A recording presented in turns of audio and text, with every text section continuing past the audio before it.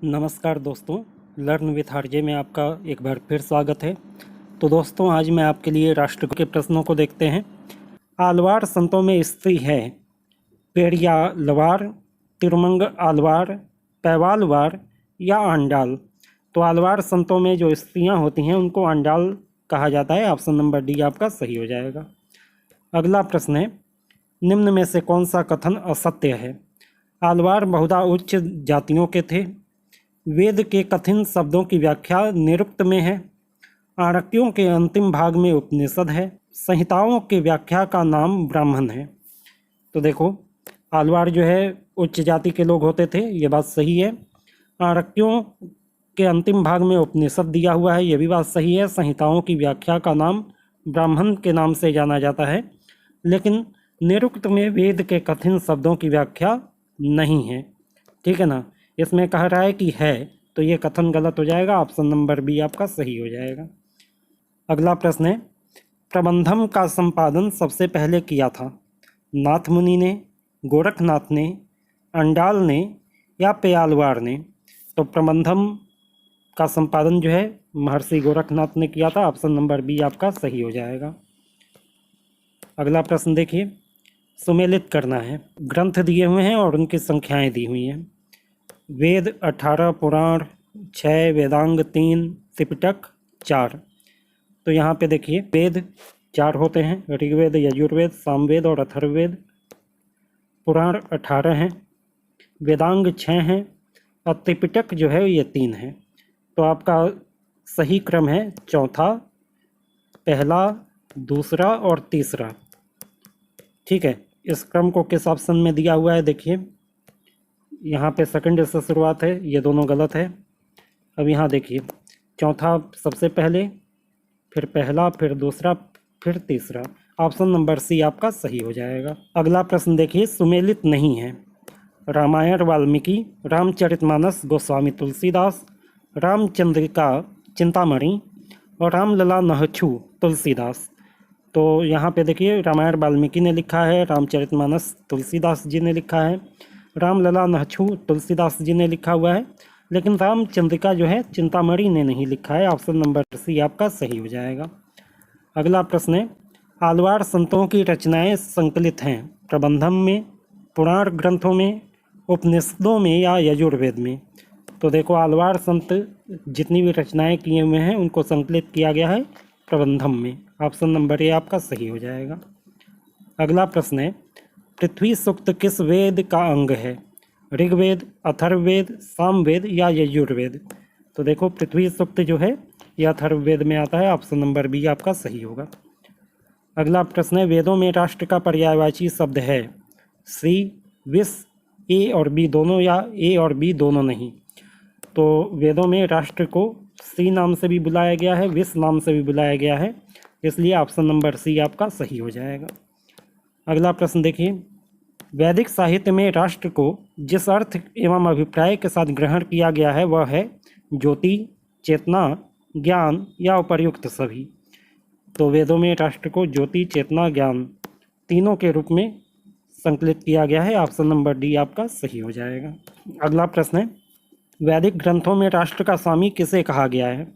सविता को, राष्ट्रपति को, चंद्र को या उपर्युक्त सभी को?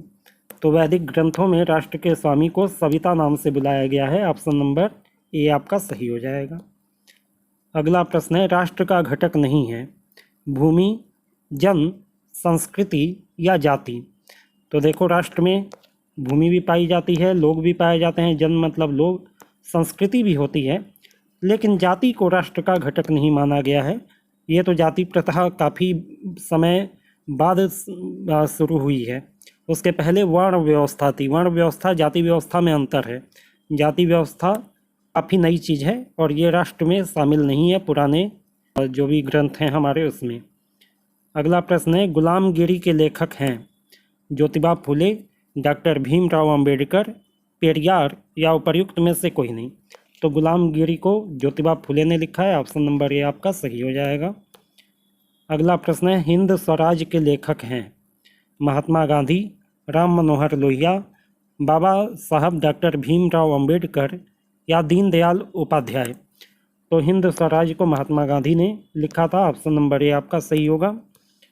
इसके बाद 4 आर्य सत्य की संकल्पना है। गौतम बुद्ध की, महावीर स्वामी की, गोरखनाथ की या कबीरदास की। तो 4 आर्य सत्य के बारे में गौतम बुद्ध ने बात की थी। ऑप्शन नंबर ए आपका सही होगा, ये इनकी संकल्पना है। अगला प्रश्न है, कौटिल्य के मतानुसार राजनीतिक शक्ति प्रभावी और सफल होती है मंत्रियों के परामर्श से, धर्म गुरुओं से, अनुभवी राजनीतिज्ञ मंत्रा एवं पुरोहितों के समर्थन से या राजा की आज्ञा से। तो यहाँ पे आपका ऑप्शन नंबर सी सही होगा।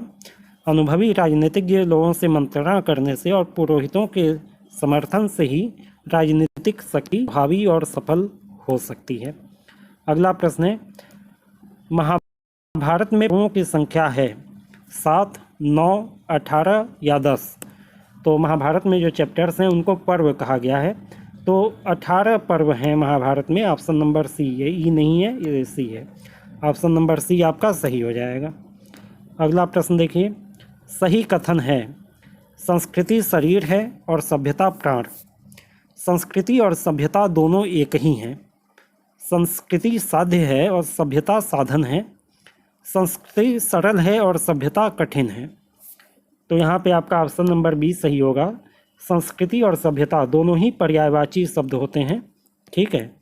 तो इन दोनों में बेसिकली कोई फर्क नहीं है, दोनों पर्यायवाची हैं। ऑप्शन नंबर बी सही होगा। अगला प्रश्न है, प्राक वैदिक समाज था।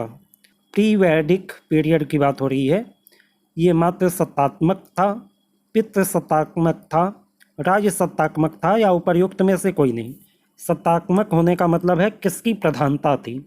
तो प्री वैदिक पीरियड में पाक वैदिक समाज में पितृ सत्तात्मकता थी, यानी पुरुष को जो है वो ज़्यादा उत्तम माना जाता था, उसी की चलती थी परिवार में। अगला प्रश्न है, पुरुषार्थ में शामिल है अर्थ, धर्म, काम या उपर्युक्त सभी। तो देखो पुरुषार्थ 4 होते हैं, धर्म, अर्थ, काम और मोक्ष, ठीक है। तो यहाँ पे तीनों ही चीज़ें दी हुई हैं, सही दी हुई हैं। ऑप्शन नंबर डी आपका सही हो जाएगा। अगला प्रश्न है, प्राचीन भारतीय गणराज्य महाजनपद संख्या में थे। तो प्राचीन भारतीय गणराज्य में 16 महाजनपद थे, 16 महाजनपदाज, ठीक है। आपने पढ़ा होगा इतिहास में कक्षा 7 में। तो ऑप्शन नंबर बी आपका सही हो जाएगा। अगला प्रश्न है, प्रेम मार्गी कवि हैं सूरदास, कुंभन दास, मलिक मोहम्मद जायसी या इनमें से कोई नहीं। प्रेम मार्गी कवि का मतलब है भगवान की प्राप्ति के लिए, भगवान तक पहुंचने के लिए प्रेम के मार्ग को किसने चुना था? मलिक मोहम्मद जायसी ने प्रेम मार्ग चुना था। ऑप्शन नंबर सी आपका सही हो जाएगा। इसके बाद, परम प्रियतम परमात्मा को प्रेम द्वारा पाना किस साधना का अंग है? सूफी साधना, कृष्ण भक्ति, राम भक्ति या इनमें से कोई नहीं। तो यहाँ पे आपका ऑप्शन नंबर बी सही है, कृष्ण भक्ति साधना, ठीक है। अगला प्रश्न है, श्रीमद्भागवत में गोपियों की श्रेणियाँ हैं कुमारिका, गोपांगना, ब्रिजांगना या उपर्युक्त सभी। तो देखो राष्ट्र गौरव जैसे पेपर्स में यदि ऑप्शन नंबर डी आपको देता है उपर्युक्त सभी, तो ज़्यादा संभावना यही रहती है कि ऑप्शन नंबर डी सही होता है, ठीक है। जब कई चीज़ें दी गई हों और ऑल ऑफ द एबव का ऑप्शन आए, तो यदि आपको और कोई कन्फ्यूजन हो, यदि कोई ऑप्शन आपको समझ में नहीं आ रहा है, तो हमेशा ऑप्शन नंबर डी लगाइएगा, चाहे राष्ट्र गौरव हो चाहे नाथ पंथ हो, ठीक है। संभावना डी के सही होने की ज़्यादा होती है। तो यहाँ पे ऑप्शन नंबर डी ही सही है। श्रीमद् भागवत में गोपियों को कई श्रेणियों में विभाजित किया गया है, उसमें कुमारिका, गोपांगना और ब्रिजांगना तीनों ही कैटेगरी बताई गई है। इसके बाद, किस मार्ग में भगवान अपने शरणागत को अनुग्रह भाव से प्रपंच मुक्त कर देते हैं? पुष्टि मार्ग, ज्ञान मार्ग, योग मार्ग या इनमें से कोई नहीं। तो यहाँ पे आपका ऑप्शन नंबर सी सही होगा, योग मार्ग। अगला प्रश्न, पद्मावत किसकी रचना है? जायसी, मंझन, कुतुबन या कासिम शाह। तो पद्मावत जो है मलिक मोहम्मद जायसी की रचना है। ऑप्शन नंबर ए आपका सही हो जाएगा। इसके बाद बात आती है, निर्गुण संत नहीं है। गुरु नानक, रैदास, दादू या केशवदास। निर्गुण संत का मतलब है कि ऐसे संत जो भगवान के मूर्ति पूजा पर विश्वास नहीं रखते हैं, वो आत्मज्ञान की प्राप्ति या अपने अंदर ही भगवान को देखते हैं, ऐसे संतों को निर्गुण संत कहा गया है। और सगुण संत का मतलब है जो भगवान को मूर्तियों में, तस्वीरों में या किसी अन्य चीज़ में देखने का प्रयास करते हैं। तो निर्गुण संत में आपके केशवदास नहीं आते हैं, ठीक है। बाकी गुरु नानक, रैदास और दादू, ये तीनों निर्गुण संत हैं। ये भगवान की भक्ति किसी तस्वीर या किसी भौतिक चीज़ में भगवान को नहीं देखते हैं, स्वयं में भगवान को देखते हैं।